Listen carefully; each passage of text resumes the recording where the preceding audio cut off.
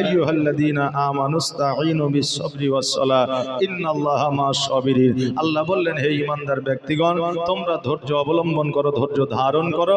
সালাতের মাধ্যমে, নামাজের মাধ্যমে যারা ধৈর্য অবলম্বনকারী হয়, আমি আল্লাহ তাদের সঙ্গে হয়ে যায়। জোরে বলেন সুবহানাল্লাহ। বেরাদার, আজকে আমরা এই শীতের রাত্রিটায় আমরা আরামের বিছানায় না শুয়ে থেকে, আমরা আরামের চাদরের তলায় না গিয়ে, আজকে এই রাত্রিটায় আমরা জালসা মাহফিলে এসে বসেছি ধৈর্য ধারণ করে, ধৈর্য অবলম্বন করে। এই রাত্রিটা যদি আল্লাহর দরবারে কবুল হয়ে যায়, এই রাত্রির ওসিলায় বা দৌলতে আল্লাহ তাবারাক তাআলা আমাদের জীবনের গুনাহ খাতা মাফ করে দিবে। জোরে বলেন সুবহানাল্লাহ। আজকে আমরা এই মাহফিলে এসেছি, এই মাহফিলটা রাসূলুল্লাহর মাহফিল।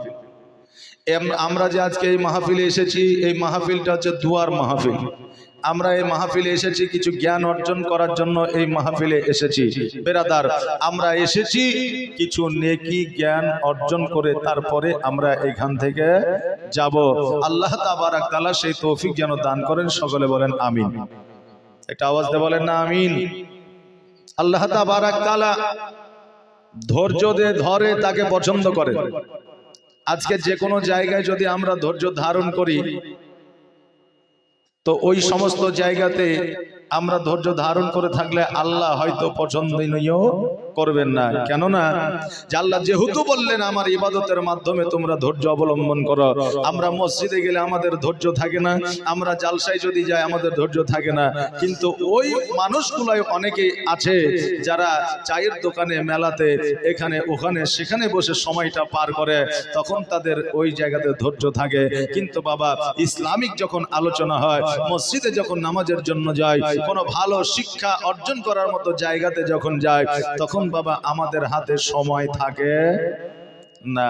আচ্ছা বলেন, আজকে এখানে এত সুন্দর করে আলেম ওলামা, এলাকার মানুষ, কমিটির লোকজন, যুবক বৃন্দ এত সুন্দর করে লাইট দিয়ে, প্যান্ডেল দিয়ে, মাইক দিয়ে দেশের মধ্যে আমাদের যোগ্য আপনার আলেমদেরকে নিয়ে এসে যে মাহফিল সাজাইলেন, আজকে ওই মাহফিলে যদি আমরা হাজির না হইতে পারি, ওই মাহফিলে যদি আমরা যোগদান না করি, কাল কিয়ামতের দিনে আল্লাহ তাবারাক তাআলা জিজ্ঞাসা করবে কি করবে না?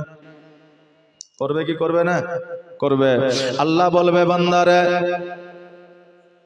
পৃথিবীর মধ্যে আমার রাসূলের মাহফিল হইতেছিল, পৃথিবীর মধ্যে বিজ্ঞ আলেম ওলামা তোমার গ্রামে, তোমার দেশে এসেছিল।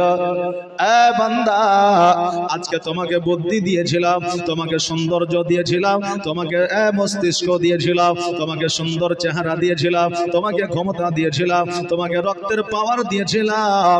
আজকে বলো বলো, জগতের মধ্যে তুমি আমার জন্য কি করেছ? আজকে বলো, সেই মাহফিলে কি গিয়েছিলে যেখানে আমার নবীর আলোচনা হয়েছিল, যেখানে আমি আল্লাহ আমার আলোচনা হয়েছিল?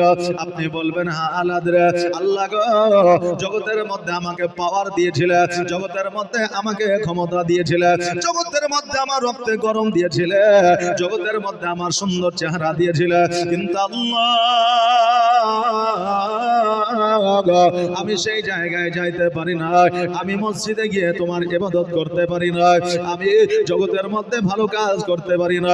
আল্লাহ গো, তুমি যদি আর একটা বার আমাকে সময় দিয়ে দাও, আমি জগতের মধ্যে গিয়ে ভালো কাজ করব, নবীর মাহফিলে যাব, আপনার প্রশংসা শুনব। আল্লাহ বলবে, বান্দারে, আমি প্রত্যেকটা বান্দাকে একবার করে সময় দিই, দ্বিতীয়বার আর সময় দিই না, বান্দারা পাই না। সেই দিন আফসোস করবে না, ও আল্লাহ, আমি জালসায় না গিয়ে বড় ভুল করেছে, আমি সেই দিন আফসোস করব, আমি নামাজে না গিয়ে বড় ভুল করেছে। বাবাজি ভাইরা, আজকে সময় থাকতে আপনি মাহফিলে আসলেন না, আগামী কালকে যখন আল্লাহ তাবারাক তাআলা জিজ্ঞাসা করবে, আপনি বলতে পারবেন, আল্লাহ গো, জগতের মধ্যে নামাজ পড়েছি, আপনার দরবারে কবুল হয়েছে কিনা জানি না, জগতের মধ্যে রোজা করেছে, আপনার দরবারে কবুল হয়েছে কিনা জানি না, কিন্তু আল্লাহ আপনার হাবিব বলে দিয়েছে, জগতের মধ্যে যে জায়গায় আমি নবী আমার আল্লাহর গুণগান হয়, গুণ কীর্তন হয়, গুণ ভাজন হয়, ওই জায়গাটাকে আমার আল্লাহ তাবারাক তাআলা ওই জায়গাটাকে জান্নাতের বাগিচা বানায় দেয়। জোরে বলেন সুবহানাল্লাহ। এ বাবাজি ভাইরা, অনেক আলেম ওলামার মুখ থেকে আমরা শুনেছি আল্লাহ তাবারাক তাআলা যেই বান্দাকে একবার জান্নাতে দেবে আর তাকে কোনোদিন জাহান্নামে দেবে না। দেবে? একবার যে বান্দাকে আমার আল্লাহ তাবারাক তাআলা জান্নাতের স্বাদ দেবে, জান্নাতের বাগান দেবে, জান্নাতের মেওয়া দেবে, ওই বান্দাকে আমার আল্লাহ তাবারাক তাআলা আর দ্বিতীয়বার জাহান্নামে দেবে না। যেহেতু আমার আল্লাহ রাসূল সাল্লাল্লাহু তাআলা আলাইহি ওয়াসাল্লাম জগতের মধ্যে মাহফিলটাকে জান্নাতি মাহফিল বলে ঘোষণা করেছে, যেই জায়গায় আল্লাহ রাসূলের গুণগান হয় ওই জায়গাটাকে জান্নাতুল বাকিতে ঘোষণা করেছে। আজকে বলবে আল্লাহ গো, জগতের মধ্যে নামাজ রোজা তোমার দরবারে কবুল হয়েছে কিনা জানি না, কিন্তু আল্লাহ গো একদিন জালসা মাহফিলে গিয়ে বসেছিলাম, ওইটাকে আপনি জান্নাতি মাহফিল বলে ঘোষণা করেছে। আল্লাহ গো আজকে ওই জান্নাতি মাহফিলের ওসিলায় তুমি আমাকে জান্নাতবাসী করে দাও। জোরে বলেন সুবহানাল্লাহ। আমার আল্লাহ তাবারাক তাআলা বলবে বান্দারে, আজকে তোমার মিজানের পাল্লা তুমি দেখে নাও, তোমার গুনার পাল্লা ভারী আছে নাকি তোমার নেকির পাল্লা ভারী আছে, একবার দেখে নাও। এবার বান্দারা গিয়ে যখন দেখবে গুনার পাল্লাটা ভারী হয়ে আছে আর নেকির পাল্লাটা বাবা আপনার হালকা হয়ে গেছে, আল্লাহর ফেরেশতারা বলবে আল্লাহ গো এই বান্দা একদিন জালসা মাহফিলে গিয়েছিল, তার ওই নেকিটা এই নেকির মধ্যে অ্যাড করা হয় না, ওই নেকিটা যখন ওই মিজানের পাল্লায় অ্যাড করে দেওয়া হবে আল্লাহর রহমতে ওই বান্দার নেকির পাল্লাটা ভারী হইয়া যাবে। জোরে বলেন সুবহানাল্লাহ। আরে বাবা, তবে আমরা জালসা মাহফিলে আসলে আমাদের তো ক্ষতি নয়, জালসা মাহফিলে আসলে আমাদের বিপদ হয় না, জালসা মাহফিলে আসলে আমাদের ক্ষতি হয়ে যায় না, তবে আমরা মাহফিলে কেন আসি না? আজকে অনেক কোয়ালিফাইড পারসন মানুষ আছে, শিক্ষিত অনেক মানুষ আছে, সবাই না। কিছু মানুষ বলে শোনো, বর্তমানে যারা মাহফিলে জালসায় গিয়ে বসে তারা আদো জগতের তারা পাগল। বলে কি বলে না? অনেকে আছে বলে যারা বর্তমানে মাহফিলে গিয়ে বসে জালসায় গিয়ে বসে তারা বর্তমানে হলো পাগল। কারণ যদি পাগল না হইতো এই শীতের রাত্রিতে আপনার ওই মাহফিলে তিরপালের উপরে কি বসতো, তারা যদি পাগল না হতো রাত্রি জেগে শরীরটাকে অসুস্থ করে। এই মৌলবি মাওলানার বক্তব্য কি সুন্দর, আসলে তাদেরকে পাগল বলা হয়। আমিও বলতেছি আপনার কথা মোতাবেক যারা নবীর মাহফিলে এসে বসে তারা পাগল পাগল, কারণ নবীর প্রেমিক যারা হয় জগতের মধ্যে তাদেরকে পাগল বলে আখ্যায়িত করা হয়। জোরে বলে সুবহানাল্লাহ। আমরা হলাম নবীর পাগল, আর নবীর পাগল যে একবারও হতে পারবে রে বাবা, জান্নাত কিয়ামতের দিন তার জন্য ওয়াজিব হইয়া যাবে। জোরে বলেন সুবহানাল্লাহ। বাবাজি ভাইরা, জগতের মধ্যে আমাদেরকে আল্লাহ তাবারাক তাআলা পাঠিয়েছে, কর্ম দিয়েছেন, ধর্ম দিয়েছে। আমাদের জন্য কর্ম করা যতটাই জরুরি ধর্ম করা ততটাই জরুরি। আজকে ধর্ম করব, মসজিদে গিয়ে আল্লাহ আল্লাহ করব, জঙ্গলে গিয়ে জিকির আজকার করব, বাড়িতে সংসার ভেসে যাবে, সন্তানেরা খাইতে পাবে না, সন্তানেরা সুশিক্ষায় শিক্ষিত হবে না। ওই ইবাদত আমার আল্লাহ বলে বান্দারে আমি পছন্দ করি না। জগতের মধ্যে ইবাদত করব না, সারা দিন শুধু কর্ম করব, জমিতে থাকবো, মাঠে থাকবো, ঘাটে থাকবো। আমার আল্লাহ বলে ওই কর্মে আমি আল্লাহ বরকত দিই না। জোরে বলেন সুবহানাল্লাহ। এই জন্য বাবা জগতের মধ্যে আমাদের জন্য ধর্ম করা যতটা জরুরি কর্ম করা ততটা জরুরি, কারণ আল্লাহ তাবারাক তাআলা আমাদের বেশি সময় দেয় না, সীমিত সময় দিয়েছে। আল্লাহ বলেছেন খলিকাল ইনসানু দাইফা, বান্দারে তোমাদেরকে আমি অতি দুর্বল করে পৃথিবীর মধ্যে পাঠিয়েছি, একটা সময় সীমা লিপিবদ্ধ করে দিয়ে পাঠিয়েছি। তোমাদের সময় সীমা যখন সমাপ্ত হয়ে যাবে আমি আল্লাহ তোমাদের মওত ঘটাবো। জোরে বলেন সুবহানাল্লাহ। বাবা জগতের মধ্যে আসার পরে আমরা যদি মনে করি 5 ওয়াক্ত শুধু নামাজ পড়ব, রমজান মাসে রোজা করব, আর কিছু করব না, নফল আমাদের জন্য না, সুন্নাত আমাদের জন্য না, আজকে কবর জিয়ারত আমাদের জন্য না, আজকে জামাত সহকারে দোয়া আমাদের জন্য না। আমরা এই চিন্তা ভাবনা করে যদি শুধুমাত্র 5 ওয়াক্ত ফরজ নামাজ পড়ে আল্লাহর নৈকট্য লাভ করা সম্ভব হবে না।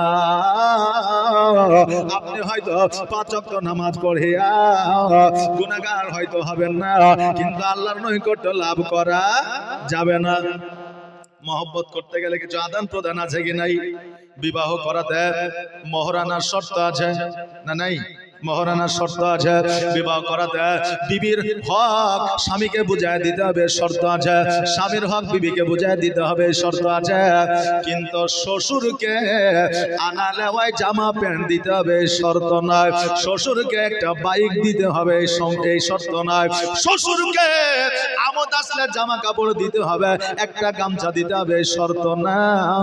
তবে বাবা এগুলা দিলে জামাইয়ের পরিবারের সঙ্গে মহব্বত বাড়ে, কমে না। বাড়ে কি বাড়ে না? জামাইকে হঠাৎ করে দাওয়াত দিলেন, জামাই আজকে তোমার দাওয়াত রইল, জামাই গেল, একটা জামা দিলেন, একটা পাঞ্জাবি দিলেন, মহব্বত বাড়বে কি বাড়বে না? জামা শ্বশুরটা ভালো, মহব্বত বাড়বে। কিন্তু আর কোনো শর্ত ছিল নাকি যে দিতেই হবে? ছিল না। বেরাদার, আবার অনেকে জামাইকে বেশি খুশি করতে যায়, জামাইয়ের কাছে আবার বদনাম লিয়ে লাই, বুঝলেন না? এক জামাই শ্বশুর বাড়ি গেছে, যাওয়ার পরে ওর শাশুড়ি একটা মুরগি কাটেছে। তখন জামাই বলছে, হ্যাঁ গো মা, মুরগি কাটার কি দরকার ছিল, সবজি দিয়ে ভাত খেয়ে বাড়ি চলে যেত। তো এখন শাশুড়ি বলছে যে কি করবো জামাই, বাড়িতে আমার 13 থেকে 14টা মুরগি, তো একটা নাহি কাটিয়ে দিলাম, জানবো শিয়াল কুকুরে খাইয়ে নিয়েছে। কথা বুঝলেন না? কিন্তু শাশুড়ি তার জামাইকে অপমান করবে বলে বলেনি, মানে বেশি যত্ন বেশি আদর করতে গিয়ে জামাইকে অপমান করে দিলে বা হয়ে গেল। কথা বুঝতে পারলেন কিনা ভাবছি ভাইরা? তবে বেশি যত্ন আদর কিন্তু ভালো না। হ্যাঁ বাবা, যেটা আমি বলতেছিলাম, আজকে জগতের মধ্যে আপনার জামা কাপড় দেওয়া কিন্তু শর্ত না বাবারে। ওই রকম আল্লাহ বলেছে 5 ওয়াক্ত নামাজ পড়ো। 5 ওয়াক্ত নামাজ পড়লে আমার হয়তো গুনাহ হবে না, কিন্তু আল্লাহর নৈকট্য লাভ করা সম্ভব হবে না। কারণ আমি যতক্ষণ পর্যন্ত আমি নফল ইবাদত না করব, যতক্ষণ পর্যন্ত তাহাজ্জুদের নামাজ না পড়ব, যতক্ষণ পর্যন্ত আমার নবীর সুন্নাতকে আঁকড়ে না ধরব, ততক্ষণ পর্যন্ত আমার আল্লাহর নৈকট্য লাভ করা সম্ভব হবে না। বাবাজি ভাইরা, আমার আল্লাহ তাবারাক তাআলা তিনি বলে দিয়েছেন, তাহাজ্জুদের নামাজের পরে আমার দরবারে যেই বান্দা মধ্যরাত্রিতে আমার দরবারে হাত দুখানা উঠা, আমি আল্লাহ তার হাত দুখানাকে কারেন্টের মতো কবুল করে নি। আল্লাহ বলছে তুমি আমাকে খুশি করো, নবী বলেছেন তুমি আল্লাহকে খুশি করো। কিন্তু জগতের আমরা বান্দা এমএলএ কে খুশি করা নিয়ে ব্যস্ত, মন্ত্রীকে খুশি করতে ব্যস্ত, আজকে জগতের মধ্যে মোড়ল মাতাব্বরকে খুশি করতে ব্যস্ত, আজকে জগতের মধ্যে পুলিশ প্রশাসনকে খুশি করতে আমরা ব্যস্ত, আজকে পাড়ার মধ্যে ধনী মানুষকে খুশি করতে আমরা ব্যস্ত। কারণ তাদেরকে যদি খুশি করতে পারি, একটা তিরপল পাবো, 1 কেজি চাল পাবো, 2 প্যাকেট আটা পাবো, একটা ঘর পাবো বছর শেষে। এই নিয়ে তাদেরকে আমরা খুশি করার চেষ্টা করে। কিন্তু আমার রাসূল বলেছে, জগতের কোন মানুষকে খুশি করলে যেটা চাইবা সেটা পাইবা না, তার মন মতো তুমি পাইবা। কিন্তু আমার আল্লাহকে যদি খুশি করে দাও, তুমি জগতে যেটা চাইবা সেটাই তুমি পাইবা। জোরে বলেন সুবহানাল্লাহ। বাবা, আমরা জগতের মানুষকে খুশি করব নাকি আল্লাহকে খুশি করব? কাকে? আল্লাহকে খুশি করব। আল্লাহকে যদি খুশি করতে পারি, আল্লাহর জান্নাত, আল্লাহর জাহান্নাম, আল্লাহর সপ্তম আসমান, আল্লাহর সপ্তম জমিন, কুল কায়নাত আমার আল্লাহ। এই কুল কায়নাতের মধ্যে আপনি যদি আল্লাহকে খুশি করতে পারেন, যেটা চাইবেন সেটাই আপনি পাইবেন। বাবা, জগতের মানুষেরা নফল ইবাদত না করলে আল্লাহর নৈকট্য লাভ হয় না। এমনকি আমার নবী মুস্তাফা সাল্লাল্লাহু তাআলা আলাইহি ওয়াসাল্লাম উনি নিজেই নফল ইবাদত করেছেন। একটা সময় সূর্যগ্রহণ লেগেছে, সূর্যগ্রহণের বাবা নামাজ আছে। কথা বললেন না? বাড়িতে প্রবেশ করবেন, এখন বাড়িতে প্রবেশ করলে একটা ফাতিহা হয়, কোরআন তেলাওয়াত হয়, আলেম ওলামাকে ডাকা হয়। অনেকে বলে এটা করা যাবে না, এটা হিন্দুদের প্রথা, খ্রিস্টানের প্রথা, অমকের প্রথা, সমকের প্রথা। বাবা, আপনাদেরকে আমাদেরকে বলে যায় ওই বাড়িতে প্রবেশ করার আগে একটা নতুন বাড়ি তৈরি করলেন, ওই বাড়িতে প্রবেশ করার আগে আপনি শুকরানার নামাজ পড়েন 2 রাকাত নফল নামাজ, আর আল্লাহর কোরআন তেলাওয়াত করে আপনি আল্লাহর দরবারে দোয়া করে আপনার বাড়িতে কোনো খারাপ জিনের বসবাস হবে না, শয়তানের বসবাস হবে না, আল্লাহর তরফ থেকে রহমত বর্ষিত হবে। জোরে বলেন সুবহানাল্লাহ। ওই রকম সূর্যগ্রহণ চন্দ্রগ্রহণ হইলে আমাদের জন্য নফল নামাজ আছে। আমার নবী মুস্তাফা সাল্লাল্লাহু তাআলা আলাইহি ওয়াসাল্লাম উনি যেন বাবা নামাজ পড়লে আপনার লম্বা সূরা দিয়ে, লম্বা রুকু দিয়ে, লম্বা সিজদা দিয়ে নামাজটা কমপ্লিট করলেন, সালাম ফিরাইলে আল্লাহর দরবারে দোয়া করলেন। এবার দোয়াটা কমপ্লিট করার পরে আবার যেন হাত তুলে দোয়া করতে আরম্ভ করেছে। এবার আমরা জগতের মানুষ হইলে আমরা বলতাম এই মৌলবি ভুল করেছে। এখন ইমাম সাহেব যদি কোন রকম ভাবে যদি একটু গালতি করে দেয়, যদি কোন রকম ভাবে পাটা একটু টেনিয়ে থাকে, যদি হাতটা দিয়ে যদি একটু মাথাটা চুলকায়, বলে মৌলবি ভুল করেছে। আমাদের মন মানসিকতা বাবা বর্তমানে ভালো না বাবা। আমরা হইলে বলতাম যে এটা ভুল করে দেয়, আবার হাত তুলেছে নাকি বলে। কিন্তু আমার নবীর সাহাবীরা বলে ইয়া রাসূলুল্লাহ ইয়া হাবিবাল্লাহ, নবী গো আপনি দোয়া কমপ্লিট করলেন, আবার দোয়া চাইছেন, কারণটা কি? আমার দয়ার নবী মুস্তাফা সাল্লাল্লাহু তাআলা আলাইহি ওয়াসাল্লাম বলে সাহাবীরা শোনো রে, আমি দোয়া চাইছিলাম আল্লাহর কাছে, একটা জিনিস চাইতেছিল, সেটা হলো জান্নাতি আঙ্গুর।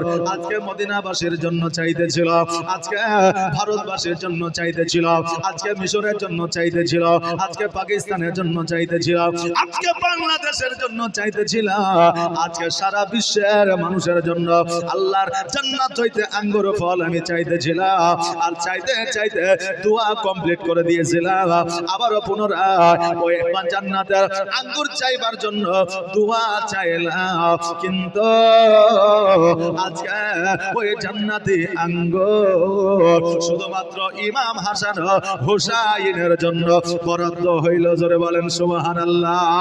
আজকে প্রথম দোয়াতে যদি আঙ্গুর চলে আসতো, জিবরিল আমিন যদি আঙ্গুর নিয়ে চলে আসতো, আজকে সারা বিশ্বের মানুষ কিয়ামত পর্যন্ত জান্নাতি আঙ্গুর খাইতো। জোরে বলেন সুবহানাল্লাহ। আমার আল্লাহ তাবারাক তাআলা বলেছে আল্লাহু ওয়ালিউল্লাযিনা আমানু ইন কুনতুম মুমিনিন। আল্লাহ বলে বান্দারে যারা মুমিন হয়, মুত্তাকিন হয়, সলিহিন হয়, সলিহা হয়, তাদের এই জগতে এবং পরের জগতে কোনো বাধা বিপদ ভয় ভীতি হয় না। জোরে বলেন সুবহানাল্লাহ।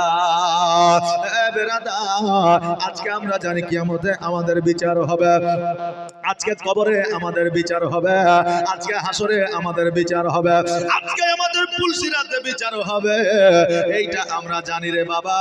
কিন্তু আমাদের জগতেও বিচার হয় কি হয় না? জি, যারা ধনী আছে তারা গরিবের উপরে জুলুম করে না? করে। যারা গরিব আছে তাদের কথার গুরুত্ব দেয় না। আর যারা বুঝলে জগতের মধ্যে ক্ষমতায় আছে তারা মানুষকে দুর্বল মনে করে। আজকে যদি জগতের মধ্যে বিচার না থাকতো, আজকে তারা ক্ষমতার পাওয়ার আরো বেশি বেশি করে দেখাইতো। বাবা, আজকে আপনার উপরে কেউ জুলুম করলো, কেউ আপনার উপরে জুলুম করলো, আপনি তাকে পারবেন না, তার টাকা আছে, পয়সা আছে, প্রশাসনিক ক্ষমতা আছে, রাজনৈতিক ক্ষমতা আছে, তাকে আপনি পারবেন না, ছেড়ে দেন। আল্লাহ তাবারাক তাআলা একদিন তার বিচার করবে জগতের মধ্যে। জোরে বলেন সুবহানাল্লাহ। হে বাবা, যদি কিয়ামতের দিন সবার বিচার হইতো, তবে আজকে জগতের মধ্যে আজকে গরিবেরা গরিব থাকতো না, সবাই ধনী হইয়া যাইত। আমার নবী মুস্তাফা সাল্লাল্লাহু তাআলা আলাইহি ওয়াসাল্লামকে জিজ্ঞাসা করলেন, ইয়া রাসূলুল্লাহ, আজকে জগতের মধ্যে যারা গরীব আছে, জগতের মধ্যে যারা ধনী আছে, কাল কিয়ামতের দিনে তারা কি একই সঙ্গে জান্নাতে যাবে? আমার নবী বললেন, এই আমার সাহাবীরা, না না না, যারা জগতের মধ্যে গরীব আছে, কাল কিয়ামতের দিনে ধনীদের 50 বছর আগে গরীবেরা জান্নাতে যাবে। জোরে বলেন সুবহানাল্লাহ।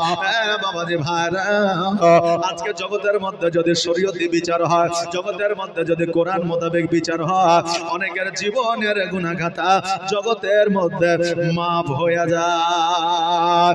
আমার হযরত উমর ফারুক রাদিয়াল্লাহু তাআলা আনহুর একটা সন্তান ছিল। এই ঘটনা আমরা অনেকে শুনেছি।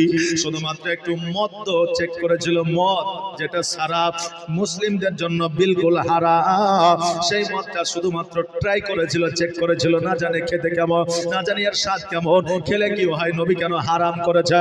এই চেক করার কারণে উমর ফারুক রাদিয়াল্লাহু তাআলা আনহুর কাছে বাবা বিচার চলে গেল। এবার তার জন্য বাবা 101টা দররা বরাদ্দ করলো।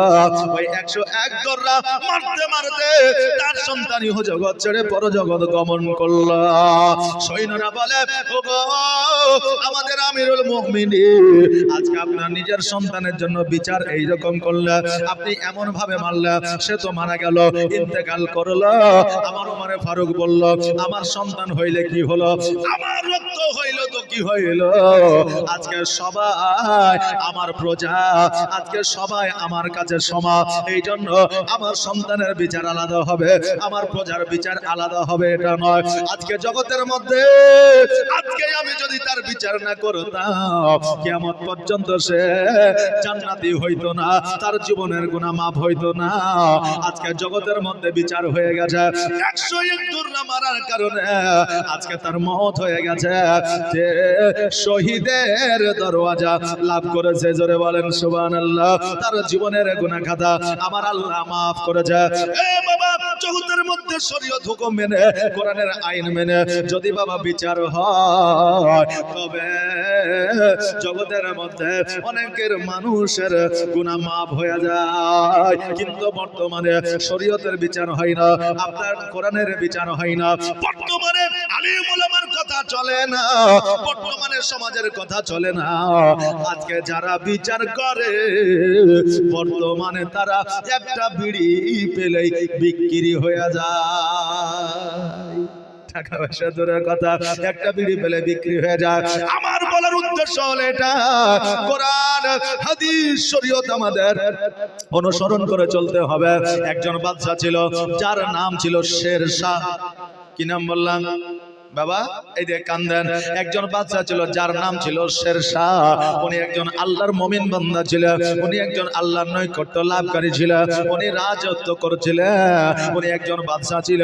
ওই শেরশাহ হঠাৎ করে রাজত্ব চালাইছে একজন হিন্দু মানুষ, হিন্দু অন্য ধর্মের মানুষ।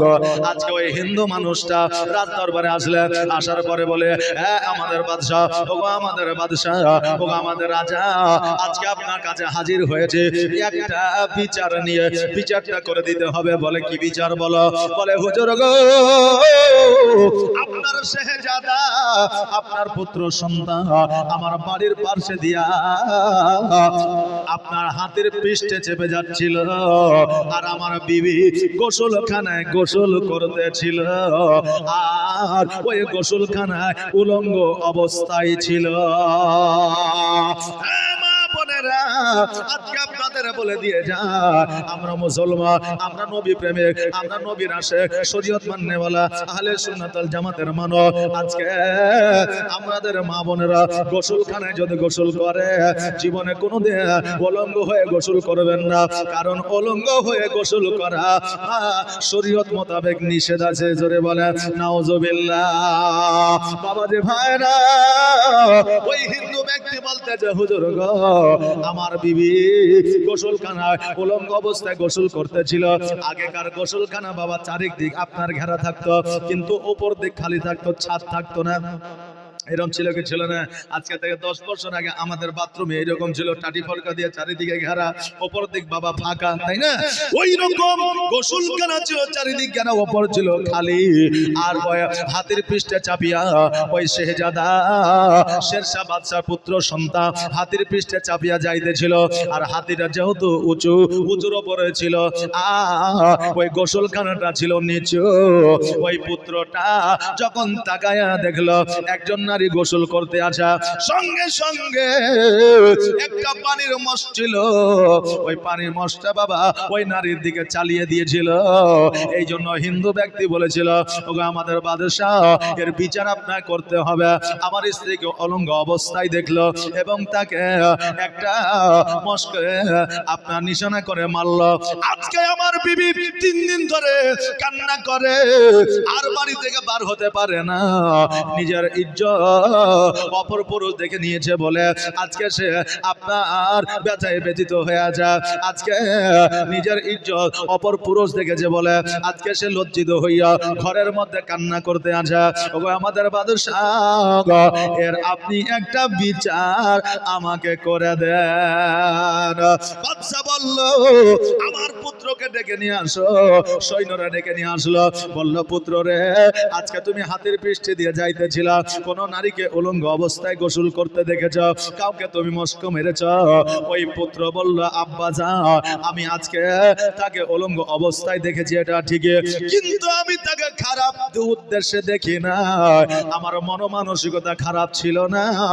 আমি যখন দেখলাম একজন নারী উলঙ্গ অবস্থায় গোসল করতে আছে, তাকে সিগন্যাল দিলাম, তাকে সতর্ক হওয়ার জন্য আমি একটা মস্ক চালাইলাম, যাতে সে জানতে পারে পুরুষরা দেখতে পাচ্ছে, সে নিজের সতর্কতা অবলম্বন করবে। এই জন্য আমি মস্কটা চালিয়েছিলাম। এবার রাজা শেরশাহ বলল, বেটা রে, আজকে তোমার মনের অবস্থা খারাপ ছিল না ভালো ছিল, এটা একমাত্র তুমি জানো, আমরা কেউ জানি না। বাবারে, জগতের মধ্যে আল্লাহ তাবারাক তাআলা অনেক ক্ষমতা মানুষকে দিয়েছে, ভুল আর ঠিক বোঝার মতো ক্ষমতা মানুষকে দিয়েছে। রাস্তায় চলতে চলতে হঠাৎ করে বুদ্ধি বার করতে হবে, সামনে সাপ পড়ে গেছে, গাড়ি পড়ে গেছে, কিভাবে বাঁচতে হবে, সেকেন্ডের মধ্যে আপনার বুদ্ধি ব্রেনে চলে আসে। কিন্তু এই একটা ক্ষমতা মানুষকে দেওয়া হয় না, যে মানুষ হইয়া মানুষের মনের খবর বলতে পারবে। 60 বছর ধরে স্বামীর স্ত্রী সংসার করছে, স্বামী স্ত্রীকে চিনতে পারে না, আর স্ত্রী স্বামীকে চিনতে পারে না, কারণ মন বোঝার ক্ষমতা মানুষকে আমার আল্লাহ তাবারাক তাআলা দেয় নাই রে বাবা। যেটা বলতেছিলাম, এবার বলল, বেটা রে, তোমার মনের অবস্থা কি ছিল না ছিল জানি না, তুমি তবে দেখেছ, এটা সত্য, তুমি স্বীকার করেছ, তুমি মস্ক মেরেছ, এটাও তুমি স্বীকার করেছ, অতএব তোমার বিচারও হইবে। তোমার স্ত্রীকে ওই গোসলখানায় উলঙ্গ অবস্থায় গোসল করবে, আর এই ব্যক্তি হাতের পৃষ্ঠে চেপে তুমি যেমন মস্ক মেরেছ, তোমার বিবিকে এই হিন্দু ব্যক্তি মস্ক মারবে। জোরে বলেন সুবহানাল্লাহ। পুত্র শেহজাদা বলছে, ও ভাই আব্বা যা, আমার ভুলের কারণে আমার বিবিকে আপনি কেন বেইজ্জত করবে? আমার ভুলের কারণে আজকে আপনার বৌমাকে কেন বেইজ্জত করবে? বলে, শোনো রে, আজকে তোমার ভুলের কারণে তোমার বিবি বেইজ্জত হবে, কারণ তোমার বিবির সঙ্গে তোমার অন্তরের কানেকশনটা আছে, তোমার সঙ্গে তোমার বিবি জড়িত হয়ে আছে। কারণ আমার আল্লাহ তাবারাক তাআলা বলেছে, বিবির জন্য স্বামী পোষা, স্বামীর জন্য বিবি পোষা, এই জন্য বিচারটা এটাই তোমার জন্য বরাদ্দ হবে। সঙ্গে সঙ্গে ওই হিন্দু ব্যক্তি আসিয়া বলে, হুজুর, আমার বড় ভুল হয়ে গেছে, আপনি দয়া করে এই কাজটা করিবেন না, আমি আপনার কাছ থেকে বিচার পেয়ে গেছে, আমি বুঝে নিয়েছি আপনি সত্য রাজা, আপনি সত্যি ইমানদার রাজা। আজকে একটা ভুল আপনার পুত্র করেছে, আমার একটা বৌমা একটা ভুল করেছে, আরেকজনকে জড়িত করা যাবে না, যাবে না। অতএব হুজুর গো, এই বিচার আপনি রায় দিবেন না, দয়া করে আমি আপনার সন্তান সন্তানকে মাফ করে দিয়েছি, আপনিও মাফ করে দেন। রাজা বলল, আমি মাফ করার কেউ নয়, তুমিও মাফ করা কেউ নয়, তোমার বিবি আর তুমি যদি একত্রিত ভাবে তুমি তাকে মাফ করে দাও, তারপরে তার বিচার থামবে, নইলে কিয়ামত পর্যন্ত বিচার থামবে না। আজকে যদি আমার সন্তানের হইয়া আমি যদি বিচার বরাদ্দ না করে, কিয়ামতের দিন আমার বিচার হবে, কিয়ামতের দিন আমাকে দণ্ডায়মান হতে হবে, কিয়ামতের দিন আমি ধরা খেয়ে যাব, আমি রাসূলুল্লাহর গোলাম হইতে পারবো না। এই জন্য তোমার বিবি যদি মাফ করে দেয়, আমি তবে আমার সন্তানকে মাফ করতে পারবো। জোরে বলেন সুবহানাল্লাহ। আরে বাবা, সঙ্গে সঙ্গে খবর এলো তাকে মাফ করে দিয়েছে, সে তার বিবিকে বাবা মাফ করে দিল, তার সন্তানকে বাবা মাফ করে দিল। বাবারে, আজকে যদি একজন বেধর্মিকের জন্য এইরকম বিচার নিজের সন্তানের জন্য বরাদ্দ হয়, আজকে বলেন আজকে শরীয়তের মধ্যে, কোরআনের মধ্যে কোন রকমের চালাক চতুরি কি থাকতে পারে? আজকে পৃথিবীর মধ্যে বিভিন্ন মানুষ আছে, বিভিন্ন রকমের রায় বার করতেছে যে আজকে 600 বছর 750 বছর মুসলমানেরা রাজত্ব করেছে, আর মুসলমানেরা রাজত্ব করে আজকে জোর করে হিন্দুদের বাবা মুসলমান বানিয়ে নিয়েছে। এইরকম অনেক কাহিনী বাবা শোনা যাচ্ছে, কিন্তু আপনাদের বলে যায় 700 বছর 750 বছর ধরে মুসলমানেরা রাজত্ব করেছে। যদি একটা তালবার তো দূরের কথা, একটা করে যদি থাপ্পড় মারা হতো, এই হিন্দুস্তানে একটাও হিন্দু থাকতো না, কোনো বেধর্মিক মানুষ থাকতো না। আজকে যদি তারা কোরআনের বিচার, কোরআনের আইন যদি তারা বুঝতো, জানতো, আজকে মুসলমানের ওপরে তারা আঙুল উঠাইতো না। বাবাজি ভাইরা, আজকে আমরা হলাম নবীর প্রেমে, আজকে আমরা হলাম নবীর আশিক, আর নবীর আশিক যারা হয়, নবীর প্রেমিক যারা হয়, তারা কখনো অপরকে কষ্ট দিতে জানে না। নবীর আশিক হইলে এই জগতেও মঙ্গল হয়, পরের জগতেও মঙ্গল হয়। জোরে বলেন সুবহানাল্লাহ। তোমার মতো এত ভালো, তোমার মতো এত ভালো নবী গো কেউ তো আমার বাসে না, তাই তো নবী আমি তোমার দিওয়ানা। জোরে বলেন সুবহানাল্লাহ। আস্তে করে বলেন না সুবহানাল্লাহ। রায়তো বাকি, বাতও বাকি, শুরুয়াত তো আমি, নাকি বলে? আজকে আপনাদের এখানে যে যোগ্য যোগ্য আলেম ও ওলামা আসতে আছে, আমাদের ভগবান গোলা 1 নম্বর 2 নম্বর ব্লকে আসে নাই। কথা কি আমার বুঝতে পারছেন? যে যোগ্য আলেম যারা আসছে, আপনাদের ভগবান গোলা 1 নম্বর 2 নম্বর ব্লকেও আসে নাই। যদিও আসে তো একজন এসেছে, কিন্তু 2 জন একসঙ্গে আসে নাই। 2 জনে আলোড়ন সৃষ্টিকারী বর্তমান জগতের আপনার হাইফাই কোয়ালিফাইড পারসন আলেম 2 জন আছে, আমার পরে পরে আসবেন, আপনারা শুনবেন তবেই বুঝতে পারবেন। তো রাত তো বাকি আছে, এখনই যদি আমাদের মনটা যদি গুমরামিকে হয়ে যায় তাহলে হবে যে জি হবে না। এই জন্য জাজবা আমাদের মধ্যে রাখতে হবে। একবার আওয়াজ দিয়ে বলেন তো ইয়া রাসূলুল্লাহ, ইয়া রাসূলুল্লাহ। জোরে সুরে বলেন সুবহানাল্লাহ, সুবহানাল্লাহ। নারে তাকবীর, নারে রিসালাত, মাসলাক আলা হযরত, জালসা কমিটি জোরে বলে জিন্দাবাদ, সুবহানাল্লাহ। তো নবীকে মহব্বত না করলে আমাদের এই জগতেও মঙ্গল হবে না, পরের জগতেও মঙ্গল হবে না। নবীকে মহব্বত না করলে এমনকি আমরা মুমিনত্ব অর্জন করতে পারবো না। জোরে বলেন সুবহানাল্লাহ। তাই বলছে তোমার মতো এত ভালো, তোমার মতো এত ভালো নবী গো কেউ তো আমায় বাসে না, তাই তো নবী আমি তোমার দিওয়ানা, তাই তো রাসূল আমি তোমার দিওয়ানা। তোমার মতো এত ভালো, তোমার মতো এত ভালো কেউ তো আমায় বাসে না, তাই তো নবী আমি তোমার দিওয়ানা, তাই তো রাসূল আমি তোমার দিওয়ানা। ও কি শুনেছে কিতাবের লেখা, নবী ছাড়াই আমার জীবন ফাঁকা গো, জোরে বলেন সুবহানাল্লাহ।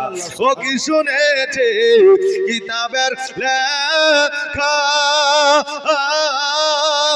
নবী ছাড়াই আমার জীবন ফাঁকা গো, নবীজিকে ভালো না বাসিলে, নবীজিকে ভালো না বাসিলে আল্লাহ পাওয়া যাবে না, তাই তো নবী আমি তোমার দিওয়ানা।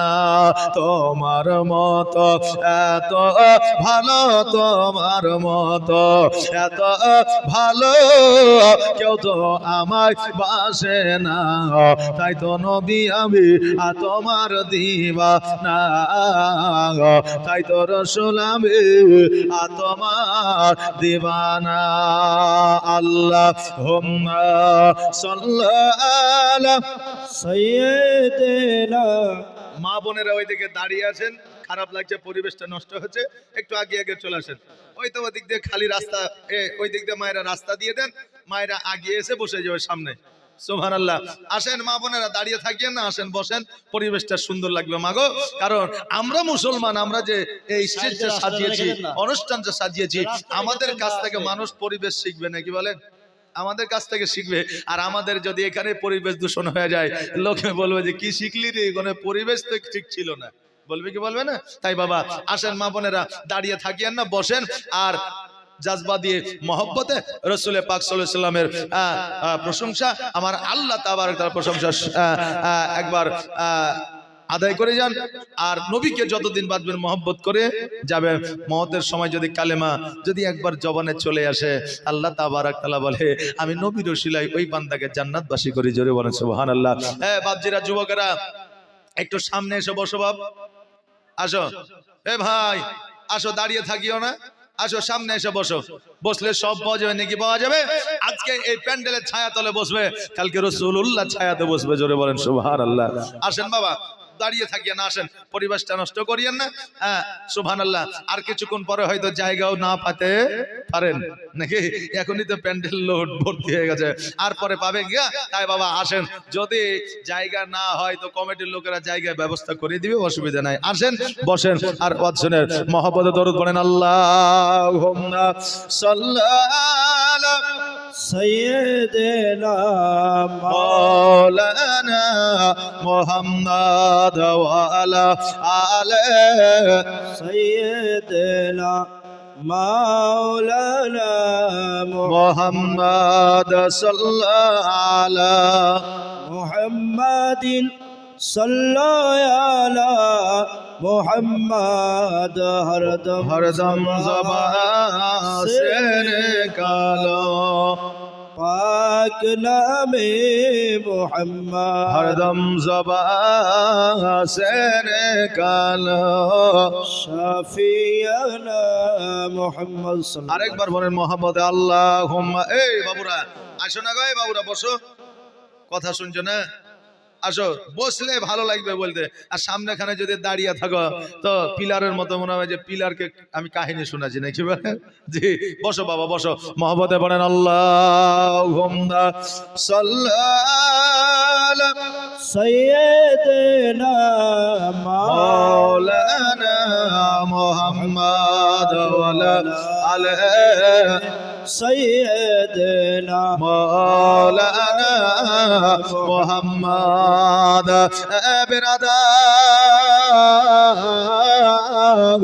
আজকে আমার নবীকে যারা মহব্বত করেছে, আজকে যারা নবীকে ভালোবেসেছে, আজকে নবীর সুন্নাতকে যারা আঁকড়ে ধরেছে, তারা জগতের মধ্যে জান্নাতের সার্টিফিকেট পেয়েছে। আমার নবী মুস্তাফা সাল্লাল্লাহু তাআলা আলাইহি ওয়াসাল্লাম সাল্লাম জগতের মধ্যে 63 বছর জীবন যাপন করেছিলেন। কত বছর? 63 বছর আমার নবীজি জীবন যাপন করেছেন। ওই 63 বছর আমার নবীজি সর্বদা কান্না করেছে, সেজদায় রত হইয়া কেঁদেছে, আমার নবীজি নামাজে দাঁড়িয়ে কেঁদেছে, আমার নবীজি পাহাড়ের উপরে বসে বসে কেঁদেছে, আমার নবীজি বাণিজ্যে যে কেঁদেছেন, আমার নবী 63 বছর কান্না করেছে। আমার নবী যেই দিন আড়াল হবে সেই দিন পর্যন্ত ঠোঁট নড়িয়ে কান্না করতেছিল। এখনো পর্যন্ত নবী আমার সোনার মদিনায় কান্না করেছে, কিয়ামত পর্যন্ত কাঁদবে। কার জন্য? কার জন্য? আমার নবী বাবা মার জন্য কাঁদে নয়, আমার নবী জমি জায়গার জন্য, সোনা দানা হীরামণি মুক্তার জন্য কান্না করে না। আমার নবী মুস্তাফা সাল্লাল্লাহু তাআলা আলাইহি ওয়াসাল্লাম এই উম্মতের জন্য কেঁদেছে, কিয়ামত পর্যন্ত কান্না করবেন। জোরে বলেন সুবহানাল্লাহ। ওই নবী মুস্তাফা সাল্লাল্লাহু তাআলা আলাইহি ওয়াসাল্লাম আমাদেরকে এত ভালোবাসা দিয়েছে রে বাবা।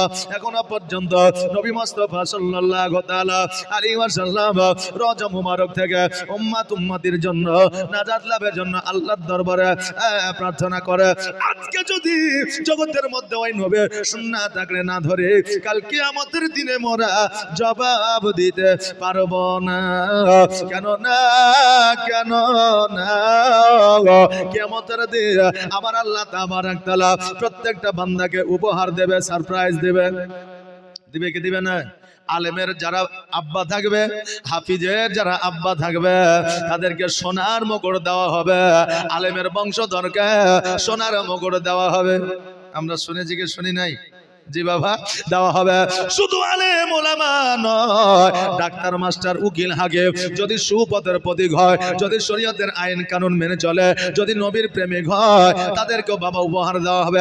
আল্লাহর পয়গম্বর আদম আলাইহিস সালাম থেকে নিয়ে ঈসা আলাইহিস সালাম সকলকে বাবা উপহার দেওয়া হবে। কাউকে সোনার মুকুট দেবে, কাউকে হীরার মুকুট দেবে, কাউকে চাঁদির মুকুট দেবে। আমার আল্লাহ তাবারক তাআলা প্রত্যেককে আপনি উপহার দেবে। সর্বশেষে আমার নবীকে বলবে, নবী গো আজকে বলো বলো আপনি কি উপহার নেবে? আমার নবী মুস্তাফা সাল্লাল্লাহু তাআলা আলাইহি ওয়াসাল্লাম বলবে, আল্লাহ আজকে আমার সোনার মুকুট চাই না, আজকে আমার হীরার মুকুট চাই না, আজকে আমার চাঁদির মুকুট চাই না, সোনা দানা মণি মুক্তা আমার চাই না। আল্লাহ গো আজকে আমার গুনাহগার উম্মতকে তুমি জান্নাতবাসী করে দাও। আমার গুনাহগার উম্মতকে জীবনের গুনাহ খাতাগুলো maaf করে দাও, ওটাই আমার জন্য উপহার হয়ে যাবে। জোরে বলেন সুবহানাল্লাহ। বাবাজি ভাইরা, আজকে আমার নবীজি উম্মতের জন্য এত চিন্তা করেন, এত ভাবেন, আজকে আমরা কেন নবীকে মহব্বত করতে পারলাম না? নবীর প্রেমে পাগল হইলে, নবীর প্রেমে পাগল হইলে আমার আল্লাহ তাআলা খুশি। নবীর দরদ পড় দিবা নিশি, নবীর দরদ পড় দিবা নিশি। নবীর প্রেমে পাগল হইলে, নবীর প্রেমে পাগল হইলে আমার আল্লাহ তাআলা খুশি। নবীর দরদ পড় দিবা নিশি। ও কি নবীর প্রেমে পাগল হইলে আমার আল্লাহ তাআলার দিদার মিলে গো। থাকো যদি যদ বাহালে, থাকো যদি যদ বাহালে হইয়া প্রেম দাসে। নবীর দরদ পড় দিবা নিশি।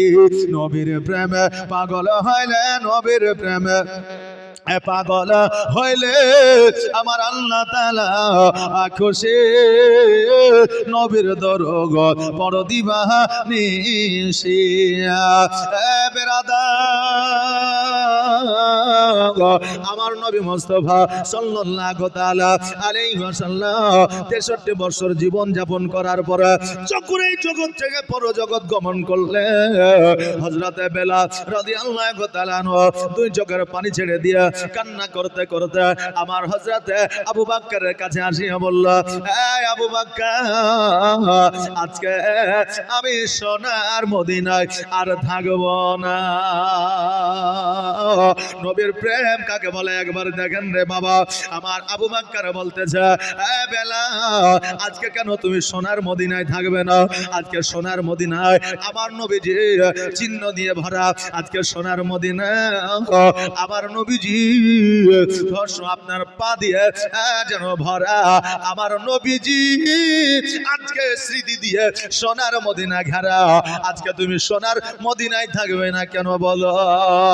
বেলাল বলে, আজকে সোনার মদিনাটা আজকে নবীর স্মৃতি দিয়ে ভরা বলে এই জন্য আমি সোনার মদিনায় থাকবো না। কারণ যে রাস্তা দিয়ে চলে, যে পথ দিয়ে যায়, আমার নবীকে মনে পড়ে যায়, আমার কলিজাটা যেন ফাটিয়া যায়, আমি সহ্য করতে পারি না। এই জন্য সোনার মদিনা থেকে আমি অন্য কোথাও চলে যেতে চাই।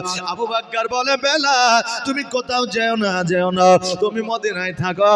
কারণ হইল আজকে সোনার মদিনা যদি তুমি আজান না দেও, মানুষ নামাজ পড়ার জন্য আসবে না। কারণ সে আমলে বেলালের আজান শুনতে পাইলে মানুষ দমদাইমান হয়ে যাইও, একবারে কর্ণপাত করিয়া বেলালের আজানটা শ্রবণ করতে। বেলালের আজান যখন সমাপ্ত হয়ে যাইত, মানুষ কাজকর্ম ছেড়ে দিয়ে মসজিদে আইসত নামাজ পড়ার জন্য।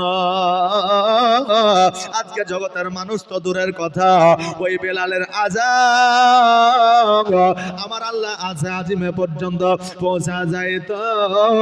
আজকে বেলাল আজান না দিলে আমার আল্লাহ তাবারক তাআলা সকাল করত না। জোরে বলেন সুবহানাল্লাহ। ওই বেলালে আজানের কতটা আপনার মাধুর্য ছিল। ওই বেলাল আমার নবীকে কত মহব্বত করেছিল।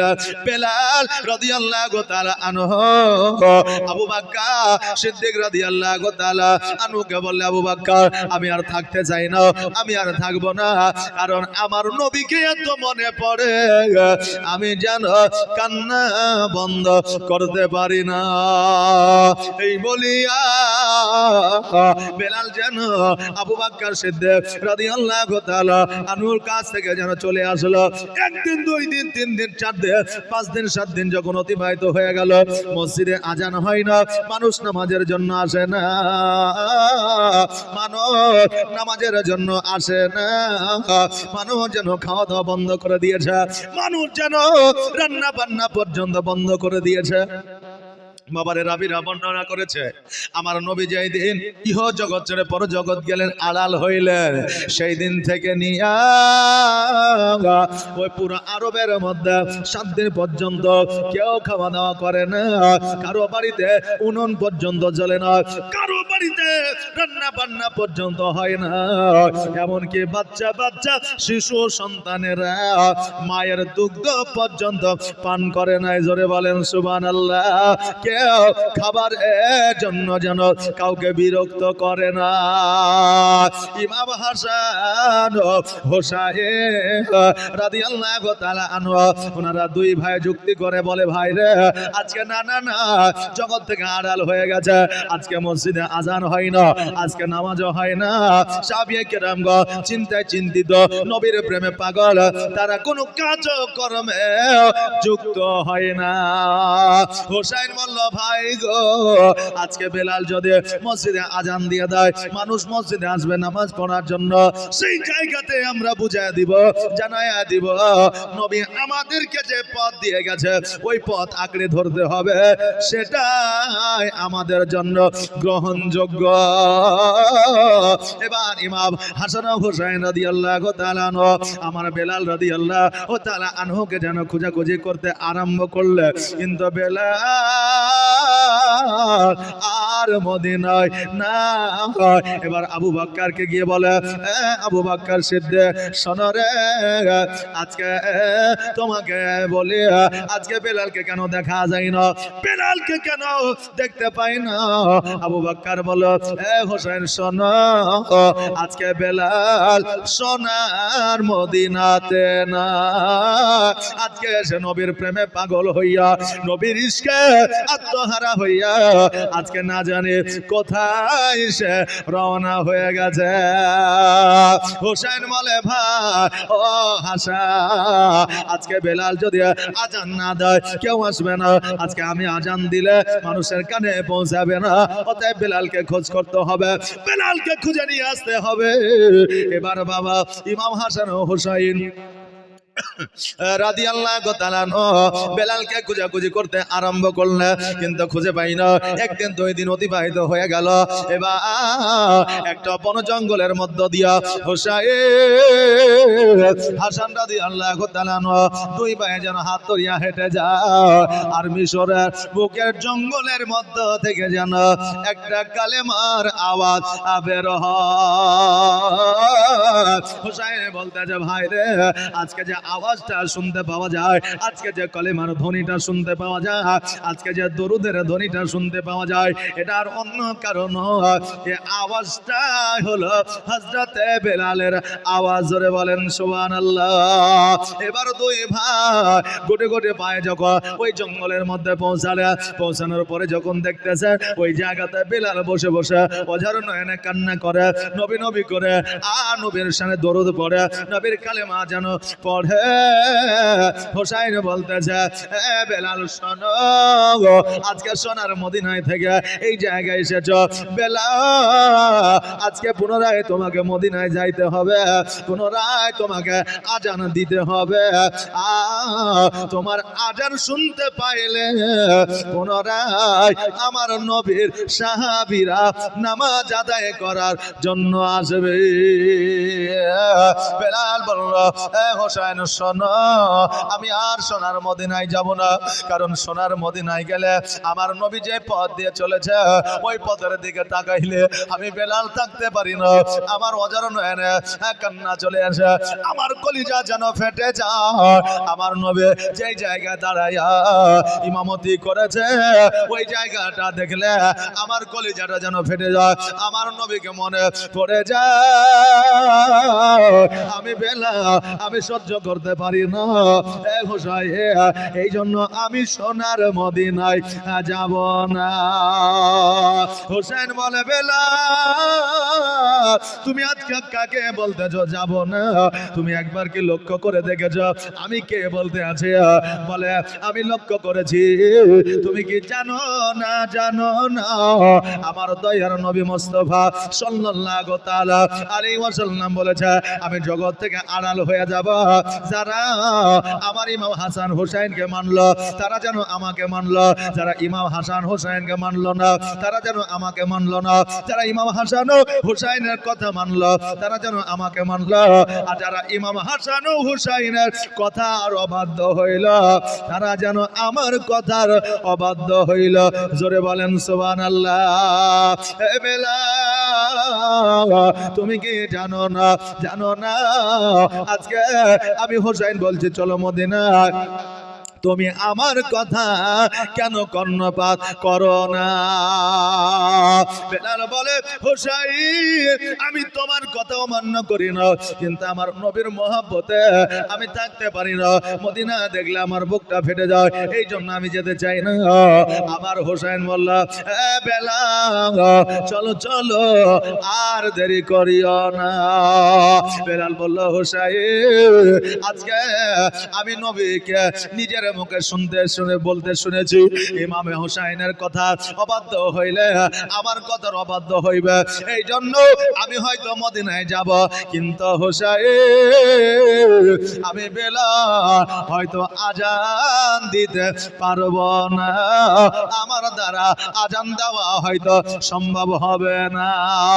হোসেন বলল, বেলাল তুমি শুধুমাত্র তুমি মদিনায় চলো, যাওয়ার কাজটা হলো তোমার, আর আজান দেওয়ার তৌফিক হলো আমার আল্লাহর। জোরে বলে সুবহানাল্লাহ।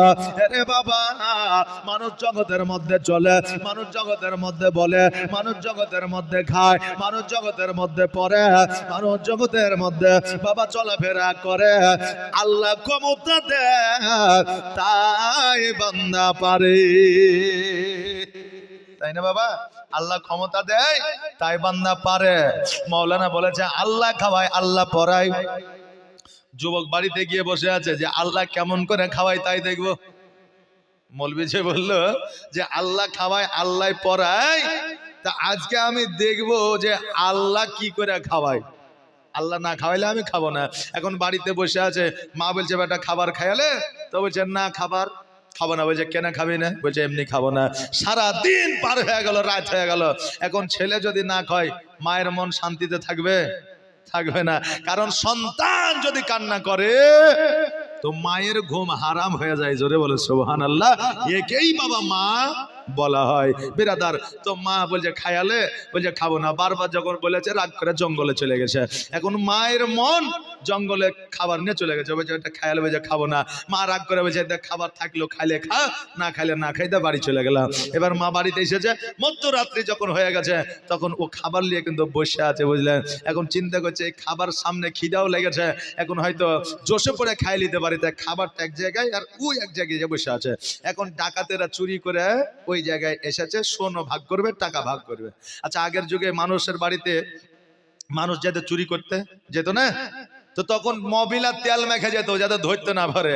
আর এখন বর্তমানে মানুষ যেমন আপডেট হয়েছে, ওই রকম চোরও আপডেট হয়েছে, বুঝতে পারলেন না? আগে মানুষ তেল মেখে চুরি করেছে, আর এখন বাড়িতে কম্পিউটার দিয়ে চুরি করছে। যে সাইবার যেটা বলছে, কম্পিউটারে মানুষ হ্যাক করছে, আপনার অ্যাকাউন্টে চুরি করছে। এখন আর বাড়িতে চুরি করতে যাওয়া লাগে না। মানুষ যেমন আপডেট হয়েছে, চোরও আপডেট হয়েছে। তো বুঝলেন, এখন ওই ডাকাতেরা ভাগ করবে টাকা পয়সা, দেখছে এক তালি খাবার বসে আছে, খাবার আছে। এখন চিন্তা করছে যে খাবার কে রাখলে?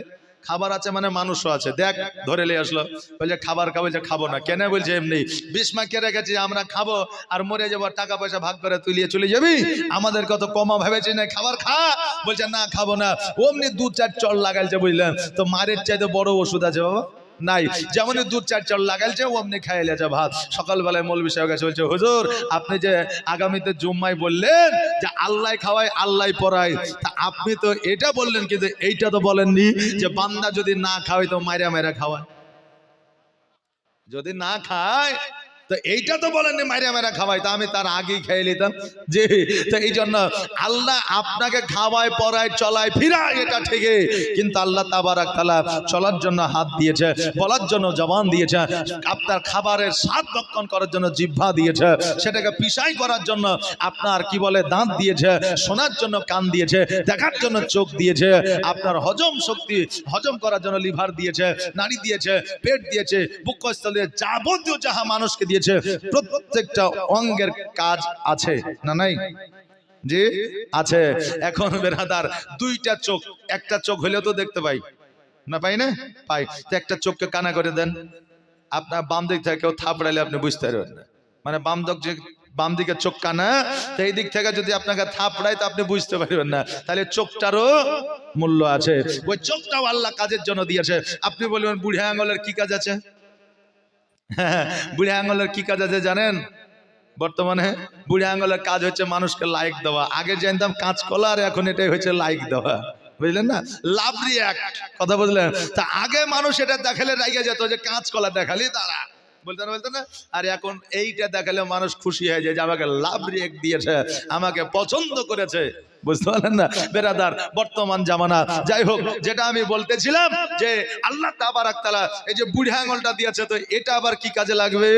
আপনি আর মর্ম তখনই বুঝবেন যখন বর্ষা হবে, বৃষ্টির পানিতে আপনার মাটি কাদা হবে, নাকি বলে? আজকে ওই বুড়ি আঙ্গুলটা যদি না থাকে, আপনি কত জায়গায় পড়বেন তার ঠিক নাই বেরাদার। আল্লাহ তাবারাক তাআলা যাবতীয় যাহা কিছু আমাদেরকে দিয়েছে, প্রত্যেকটা কাজের প্রত্যেকটা আপনার কাজের জন্য আল্লাহ তাবারাক তাআলা আমাদের শরীরের মধ্যে লিপিবদ্ধ করেছে বিরাদার। এই জন্য আল্লাহ খাওয়ায় আল্লাহ পড়ায়, কিন্তু আমাদের মধ্যে আপনার সেগুলো করার জন্য আল্লাহ তাবারাক তাআলা দিয়েছে। আল্লাহ তাবারাক তাআলা জানো আমাদের সহি এবং সুস্থভাবে চলা যেন তৌফিক ইনায়াত করে। সকলে বলেন আমিন সুম্মা আমিন। জাযাকাল্লাহ মাশাআল্লাহ বারাকাল্লাহ সুবহানাল্লাহ সুবহানাল্লাহ। আমার বেলাল রাদিয়াল্লাহু তাআলা আনহু বলে আমি মদিনায় যাব, কিন্তু হয়তো আমি নবীর শোকে আমি পাগল হয়ে আছে, হয়তো আজান দেওয়া আমার দ্বারা সম্ভব হবে না। আমার হুসাইন বলে বেলাল মদিনায় যাওয়ার কাজ হলো তোমার, আর আজান দেওয়ার ক্ষমতা ও পাওয়ার দেওয়ার মালিক হলো আমার আল্লাহ। জোরে বলেন সুবহানাল্লাহ। ওই বেলাল রাদিয়াল্লাহু তাআলা আনহু আমার হযরত ইমাম হাসান ও হুসাইনের সঙ্গে যেন মদিনার দিকে রওনা হয়ে গেল। আমার সোনার মদিনা, আমার প্রাণের মদিনা, আমার দয়ার মদিনা, আমার কলিজার মদিনা, যেই মদিনায় শুয়ে আছে হাবিবে রব্বানা, আমার জানের মদিনা, আমার প্রাণের মদিনা, আমার দয়ার মদিনা, আমার কলিজার মদিনা। কত হাজি হজ করিতে গেল মদিনাতে, তবু মদিনা থেকে হাজিদের জান ভরে না।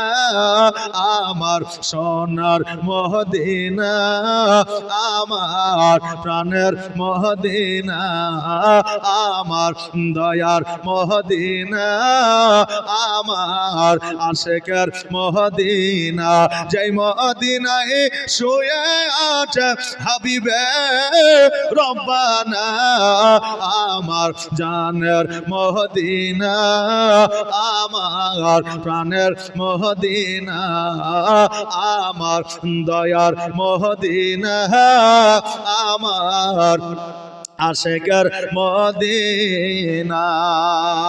আল্লাহুম্মা সাল্লাল্লাহু মহব্বতে পড়েন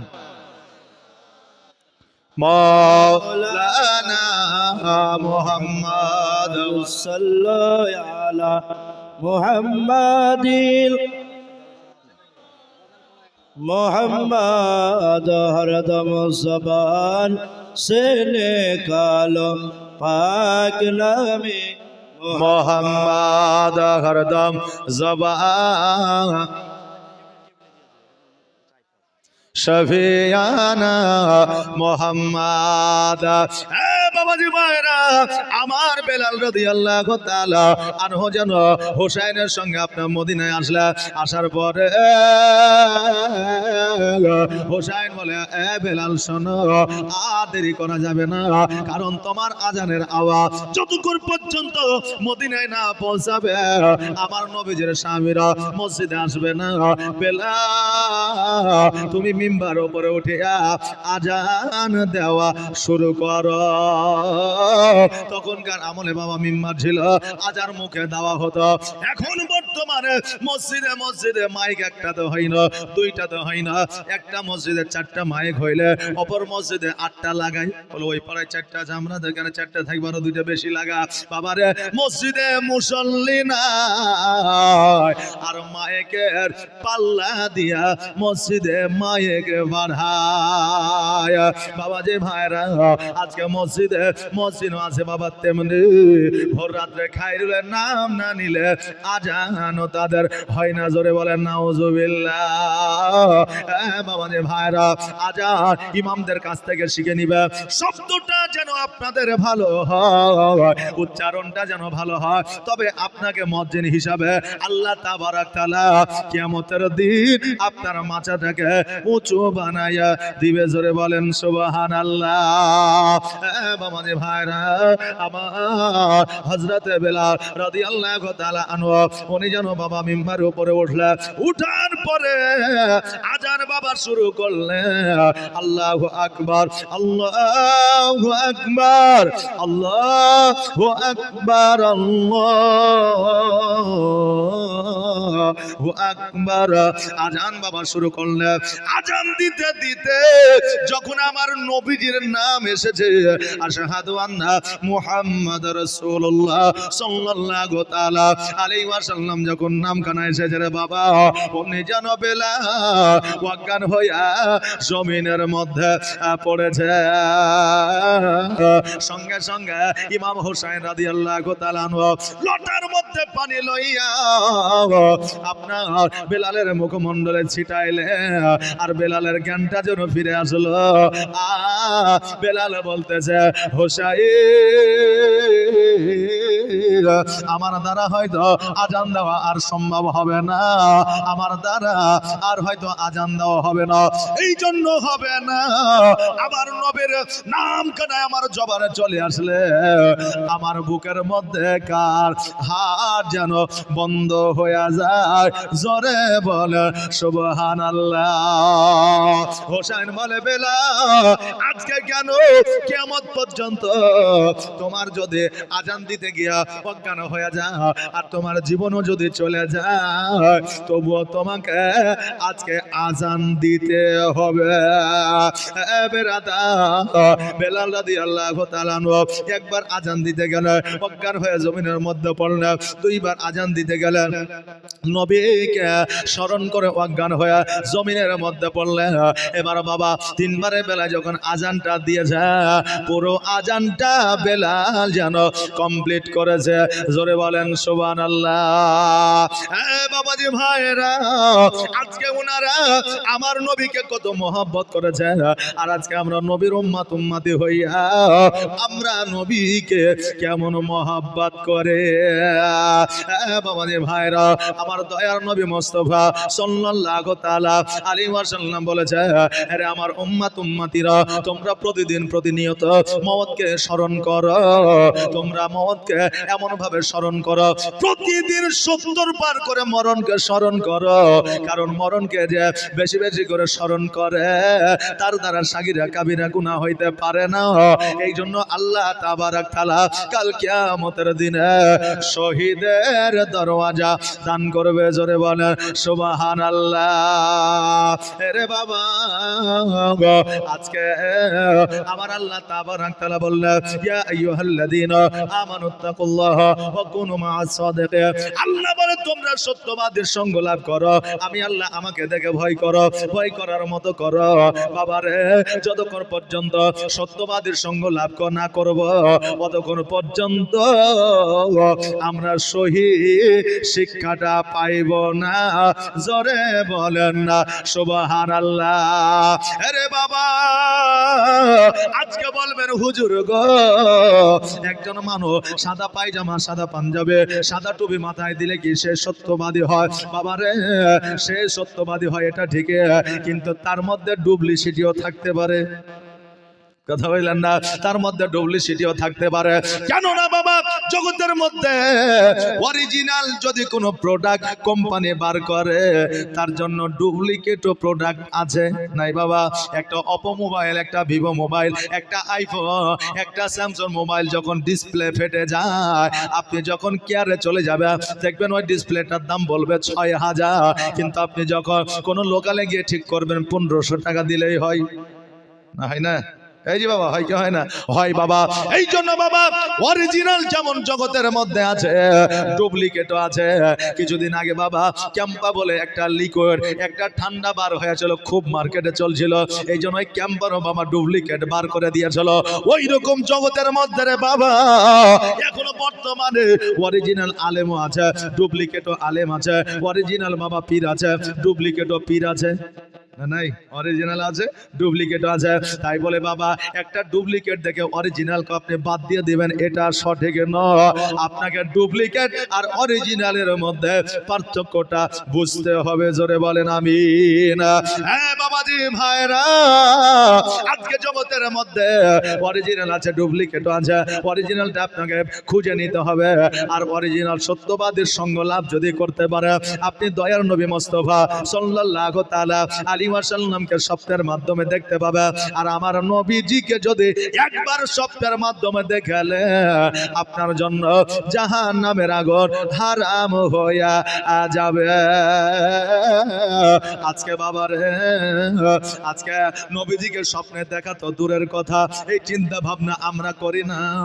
60 বছর পার হইয়া গেলে আমরা নামাজ পড়ার জন্য মসজিদে যাই না। 60 বছর পার হয়ে যাওয়ার পরেও দাড়ি নাই, মাথায় টুপি নাই, পাঞ্জাবি নাই। অনেক মানুষ আছে বাবা এখন রাস্তায় মোড়ে এখানে ওখানে বসে, এখন আলেম ওলামা যদি বলে হ্যাঁ গো চাচা নামাজটা পড়তে যাবে না, তো ও আবার বলবে যে বাবা এই তো চাকরি থেকে রিটায়ার্ড হইলাম, এতদিন তো কাজ করলাম, এখন 5 বছর রেস্ট লিয়েলি, তারপরে একদিন যাবো ইনশাল্লাহ। রেস্ট লিয়েলি তারপর একদিন যাব। আল্লাহ বলছে হেদায়েত 65 বছর ধরে হেদায়েতের রাস্তা তোকে দেখালাম, গেলি না, 65 বছর পরে তোকে এমন একটা রোগ প্যারালাইসিস দিয়ে দেবো, মসজিদে যাওয়া তো দূরের কথা, মসজিদের গেটও দেখতে পাবি না। জি, মসজিদের গেটও দেখতে পাবি না। তো এক পা বাবা কবরে আছে, এমনও বুড়া মানুষ আছে, আর এক পা বুঝলেন জমিনে আছে, জগতে আছে, তারাও মসজিদে যেতে চায় না। অনেক মা বোনেরা আছে 60 বছর 55 বছর পার করে দিয়েছে, তারাও আল্লাহর ইবাদত উপাসনা করে না এবং পর্দার মধ্যে থাকে না। হ্যাঁ বাবা, পুরুষের জন্য কর্ম আছে, আল্লাহর ইবাদত আছে, কিন্তু একটা নারীর মধ্যে 3টা গুণ থাকতে হবে। এই 3টা গুণ যদি না থাকে, ওই নারী কোনোদিনও জান্নাতি হইতে পারবে না। 1 নম্বর হলো তার মধ্যে 5 ওয়াক্ত নামাজ থাকতে হবে। 2য় নম্বর হলো তাকে পর্দার সহিত থাকতে হবে। আর 3য় নম্বর হলো স্বামীরকে খুশি করতে হবে, রাজি করতে হবে, স্বামীর খিদমত করতে হবে। জোরে বলেন সুবহানাল্লাহ। কিন্তু বর্তমানে অনেক মা বোনেরা আছে, সবাই না রে বাবা, স্বামীকে খুশি না করে স্বামীর কথার অবাধ্য হইয়া রাস্তাঘাটে বাজারে 60 বছরের নারীরা পর্যন্ত লিপস্টিক দিয়া ঘুরে। ঘুরে না বাবা, ঘুরে। হ্যাঁ বাবা, শুনতে খারাপ লাগলেও এটাই বাস্তব। আজকে যেটা শরীয়তের মধ্যে হারাম করে দিয়েছে বাবারে, ফতোয়া ফারাইজের জন্য আমি আসি না, ফতোয়া ফারাইজের জন্য টপ লেভেলের মুফতিরা আপনাদের এখানে আসছে, আপনারা তিনাদের জবান থেকে শুনবে বাবারে। তবে আজকে স্বামীকে নারাজ করে আজকে বাজারে হাটে পরপুরুষকে খুশি করো, কিয়ামতের দিন তোমার শরীরটা আল্লাহ জাহান্নামে আগুন দিয়া পুড়াবে না, পুড়াবে না, যে পুড়াইয়া দিবে। হ্যাঁ বাবাজি ভাইরা, এই জন্য জগতের মধ্যে নবীর প্রেম ও মহব্বত, আলেম ওলামার প্রেম ও মহব্বত নিয়ে জগৎ থেকে বিদায় নিতে হবে। 5 ওয়াক্ত নামাজ পড়তে হবে,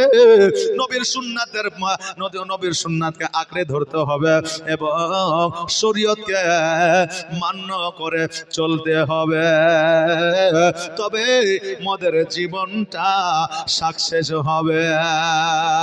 আমার মন যাইয়া রে, দিল যাইয়া রে মুর্শিদ নিজে দেশে যায়। জোরে বলেন সুবহানাল্লাহ। আমার কাছে ওই নাই বন্ধু মানুষ সবাই পরিচিত, অপরিচিত কেউ নয়। জি, আমার এখানে অনেক পরিচিত, কারণ আমার বাড়িও বেশি দূরে নয়, এই মেলাশ্রী শেখপাড়ায় আমার বাড়ি। আমাকে হয়তো অনেকেই চিনেন বাবা বেরাদার। তো এই জন্য আমার কাছে রিকোয়েস্ট আসলো যে হুজুর বাংলাদেশি সুরে একটা গজাল গিলা গাইহেন, কারণ হলো যে আমাদের আবদার আমরা শুনবো, যে আলেম ওলামা, তাই একটু বলছি, আপনারা শ্রবণ করেন। আর আপনাদের পপুলারিটি অর্জন করা বক্তা বাবা চলে আসবে। আমার মন যাইয়া রে, দিল যাইয়া রে মুর্শিদ নিজে দেশে যায়। ও মুর্শিদ একে আমার তোমার ভাঙা নাও, তার উপরে তুফান বাও, ঝলকে ঝলকে উঠে পানি রে, আগের নাও হারি রে, কাঞ্জা বাঁশের বেড়া রে, বাজার লুটায়া নিল চরে রে, আমার মন আজাইয়া রে, দিল মা যাইয়া রে মুর্শিদ নিজে এর দেশে যায়। ও মুর্শিদ সবার আছে জায়গা জমি, ধন দৌলত নাহি তুমি, আমার মনে আছো শুধু তুমি রে, জীবনে মরণে ঠাই দিও মুর্শিদের চরণে, তুমি বিনে যেন মরি রে, আমার মন যাইয়া রে, দিল যাইয়া রে মুর্শিদ নিজে এর দেশে যায়। আল্লাহ হুম্মা আলা সৈয়দনা মৌলানা মোহাম্মদ ওয়ালা আলে সৈয়দনা মাওলানা মোহাম্মদ সাল্লাল্লাহু তাআলা আলাইহি ওয়াসাল্লাম। বাবাজি মায়েরা, আমার বেলাল রাদিয়াল্লাহু তাআলা আনহু আজান দিলেন রে বাবা, এবার সবাই যেন দ্বন্দ্ব ঈমান হয়ে গেল। সাহাবীরা বলে আল্লাহ, বেলাল যখন আজান দিয়েছে হয়তো আমার নবীজি এসেছে, এবার সবাই যেন মসজিদের দিকে অগ্রসর হয়ে যায়। ছোট থেকে নিয়ে বুড়ো পর্যন্ত সবাই মসজিদে গিয়া দেখতে যে যেন ইমাম হাসান দাঁড়িয়ে আছে, ইমাম হোসেন রাদিয়াল্লাহু তাআলা আনহু দাঁড়িয়ে আছেন, হযরতে বেলাল রাদিয়াল্লাহু তাআলা আনহু দাঁড়িয়ে আছে, হযরত ওমর ফারুক, হযরত আবু বকর সিদ্দিক, এইভাবে বাবা সাহাবায়ে কেরাম দাঁড়িয়ে আছে। সকল মদিনাবাসীরা আরববাসীরা যাইয়া বলে, এ হোসাইন, আজকে বেলা আজান দিয়েছে, বলো বলো আজকে নবীজি আমার কোথায় আছে? হোসেন বলল, শোনো গো, আমার নবীর সাহাবীরা, আজকে নবীজি আমাদের নামাজ দিয়ে গেছে, রোজা দিয়ে গেছে, আজকে মসজিদ দিয়ে গেছে, মাদ্রাসা দিয়ে গেছে, আজকে আমার নবীজি যে রাস্তা আমাদেরকে দিয়েছে ওই রাস্তা আমাদের আঁকড়ে ধরে চলতে হবে। আজকে নবীজিকে স্মরণ করতে গিয়া আজকে নবীর পথ মত ছেড়ে দিলে চলবে না।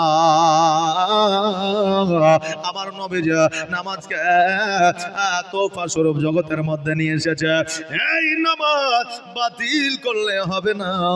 আজকে যদি আমরা নামাজ আদায় না করে পরবর্তীতে আমার আল্লাহ তাবারাক তাআলার ইবাদত কেউ করবে না।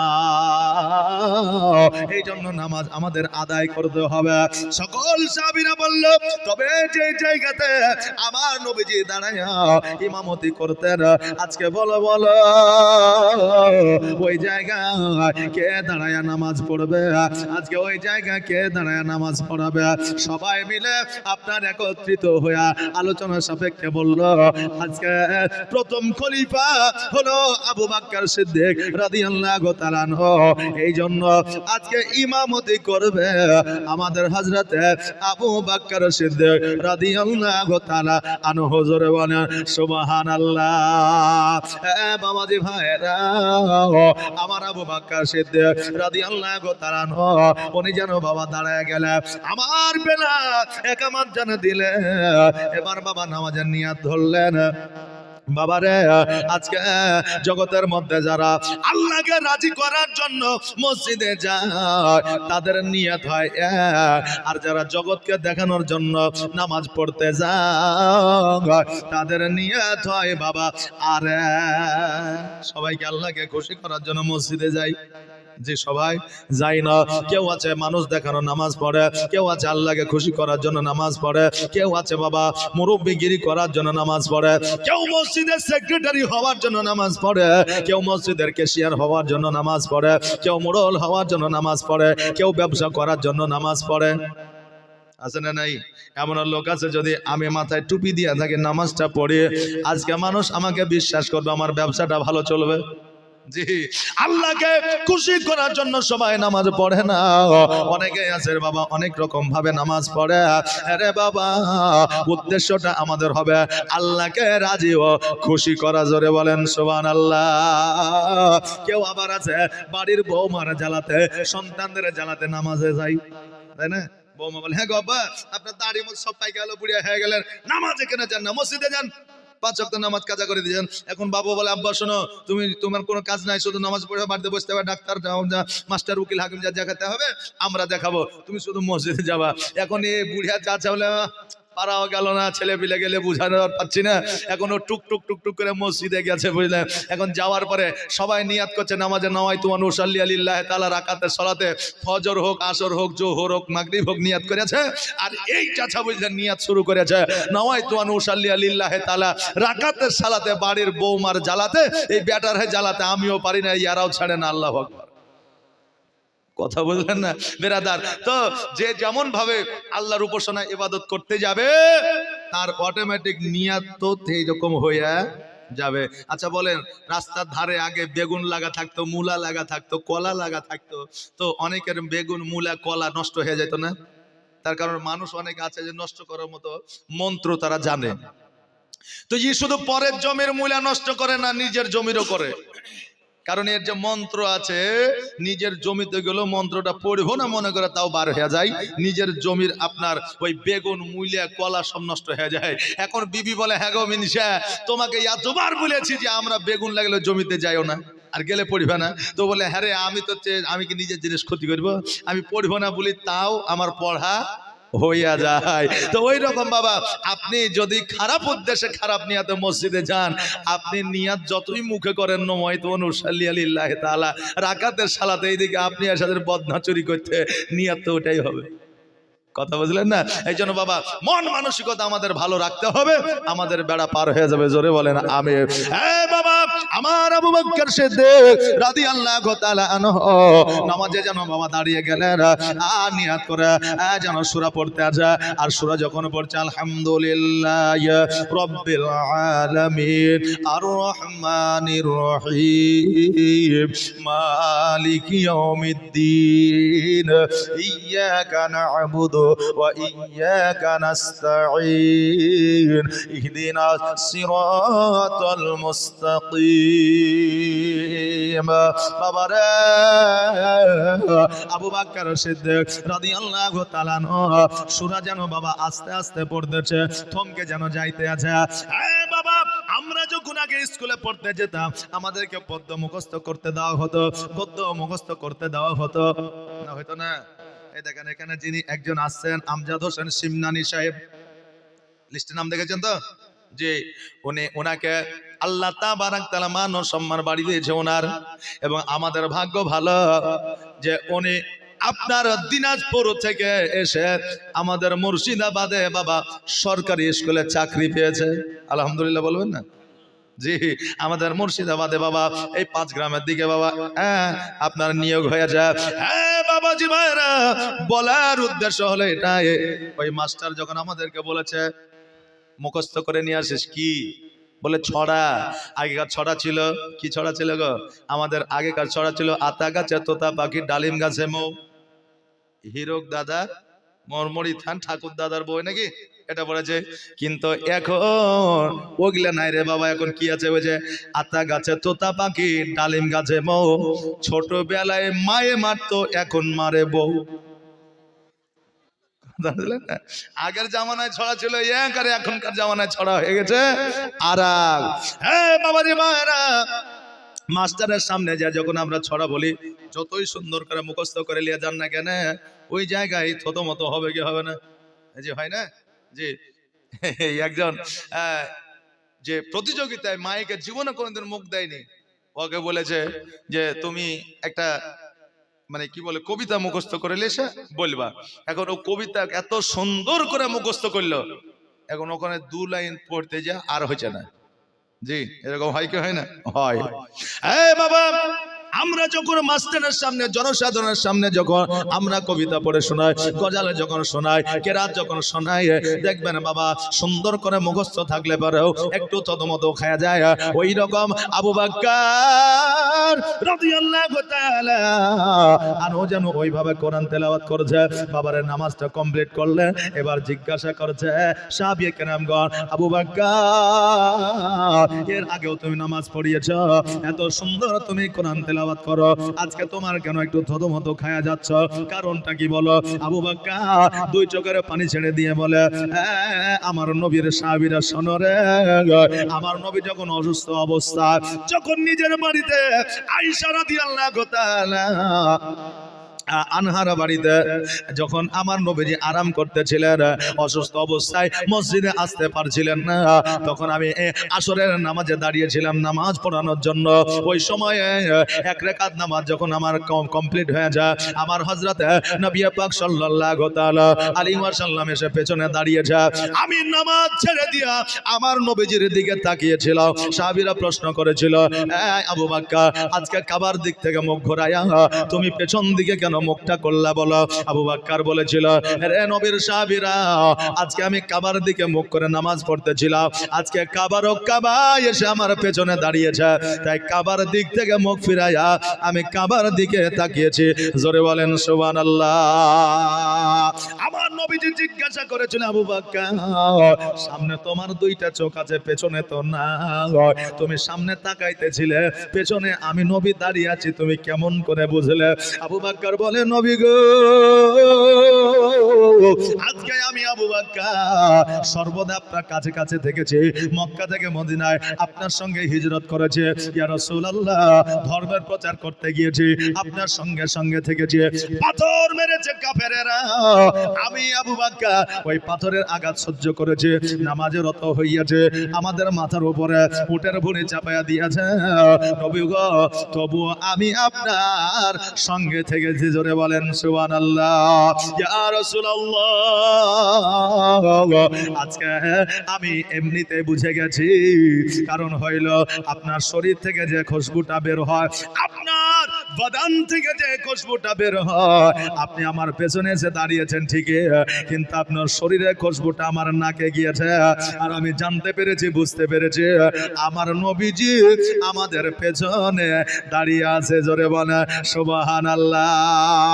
নবী আমার বলে, আবু বকর আমি হযরতে আয়েশা সিদ্দিকা রাদিয়াল্লাহু তাআলা আনহার ঘরে আমি আরাম করতেছিলাম, এটা ঠিকই, কিন্তু আমার মনে চেতনা ভাবনা জাগলো যে আমি যখন জগৎ থেকে আড়াল হয়ে যাব, আমার উম্মাতিরা, আমার সাহাবে কেরামগণ কেমন করে নামাজ পড়বে, আমি সেইটা একটু দেখব।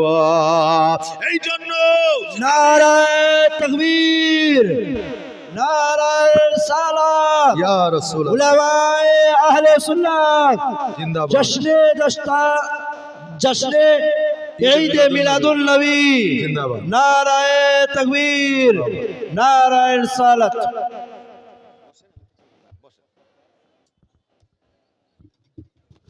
সুবহানাল্লাহ। এই দেখেন আমাদের মা বোনেরা একটু আগিয়ে চলে আসেন তো, দাঁড়িয়ে গেছেন তো, একটু আগিয়ে আসেন, মা বোনেরা আসেন, বাপজিরা আপনারাও আগে আসেন, একটু আসেন। সুবহানাল্লাহ, আসেন, দেরি করিয়েন না, আসেন, মা বোনেরা আসেন, চলে আসেন। সুবহানাল্লাহ, একবার দরুদ পড়ুন, আল্লাহুম্মা সাল্লি মাওলানা। আগে বসেন।